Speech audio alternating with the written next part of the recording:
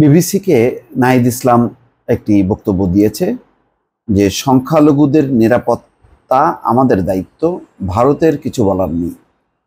এটা প্রশ্ন হচ্ছে সংখ্যালঘুকে ঘিরে, কিন্তু এখানে নাহিদ ইসলাম আর একটা পাল্টা বিষয় উত্থাপন করেছে যে বাংলাদেশে যে জুলাই আগস্টে গণহত্যা হলো সেই ব্যাপারে ভারতের অবস্থান কি, ভারতের বক্তব্য কি। এখানে ভারত বলছে যে হিন্দুদের উপর হামলা হচ্ছে, আক্রমণ হচ্ছে, নির্যাতন হচ্ছে, হত্যা হচ্ছে, ধর্ষণ হচ্ছে, নানান রকম কথা। তো এটা তো একটা পার্ট গেল, কিন্তু বাংলাদেশে যে জুলাই আগস্টে সহস্রাধিক মানুষ যে মারা গেল, পঙ্গু আহত হলো আরো প্রায় 8-10 হাজার, তাদের ব্যাপারে বক্তব্য কি? তাদের ব্যাপারে কিন্তু কোনো বক্তব্য নেই। এটা একটা পাল্টা বক্তব্য নিয়ে এসছে বিবিসিতে। বিবিসি হিন্দি এটা প্রচার করেছে। তাকে ওই প্রথম প্রশ্নই ছিল, দেখছি যে প্রথম আলো প্রকাশ করেছে যে ভারত আপনাদের সংখ্যালঘুদের সুরক্ষার বিষয়ে বারবার বলছে, এ বিষয়ে আপনার ভাবনা কি। সেটারও আবার সে উত্তর দিচ্ছেন আর নাহিদ ইসলাম যে সংখ্যালঘুদের নিরাপত্তার দায়িত্ব আমাদের, ভারতের কিছু বলার নেই। নাহিদ ইসলাম উত্তর দিচ্ছে যে এখানকার সংখ্যালঘুরা আমাদের নাগরিক, তাদের নিরাপত্তা দেওয়া আমাদের দায়িত্ব, এই বিষয়ে ভারতের কিছু বলার নেই। যেটা নিয়ে ভারতের বলা প্রয়োজন সেটা হলো গত জুলাই আগস্টে সংগঠিত গণহত্যা, সেই ব্যাপারে তারা নিশ্চুপ কেন? মানে সেটা বললে তো আবার শেখ হাসিনার বিরুদ্ধে যায়। তো ওই পার্টটা বাদ দিয়ে তারা সংখ্যালঘুদের বিষয়টা সামনে আনছে কেন?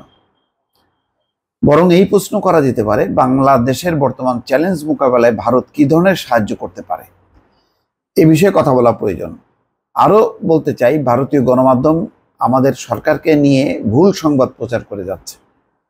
এটা বিরতিহীনভাবে, ওই যে রিপাবলিক টিভি, মানে ভূমিকা সহ, এমনকি ইন্ডিয়া টুডে, তারা যেই পরিমাণ 10ই নভেম্বর নিয়ে যে রিপোর্ট করেছে, খুবই ন্যাক্কারজনক রিপোর্ট।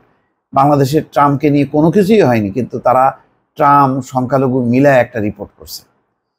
ভারতের উচিত এই বিষয়ে একটা সীমা টানা, মানে অর্থাৎ যেভাবে ভুল সংবাদ প্রচার করছে সেটা সীমা টানা উচিত বলে নাহিদ ইসলাম জানাচ্ছেন। তিনি বলছেন, আমরা চাই তথ্যের ভিত্তিতে আলোচনা হোক, সম্পর্ক উন্নয়নের প্রশ্নেও আলোচনা হোক। গুড।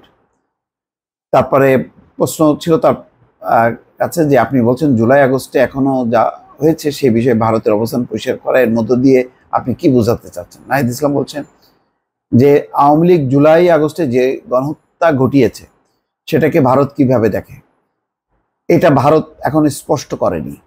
কয়েকটি দেশ বাংলাদেশের জনগণের পাশে থাকার কথা জানিয়েছেন। হ্যাঁ, চিকিৎসার বিষয়ে চীন, তারপরে পশ্চিমা কয়েকটি দেশ আগ্রহ দেখিয়েছে এবং তারা করছেও, কিন্তু ভারত এই বিষয়ে কোনো কথা বলেনি।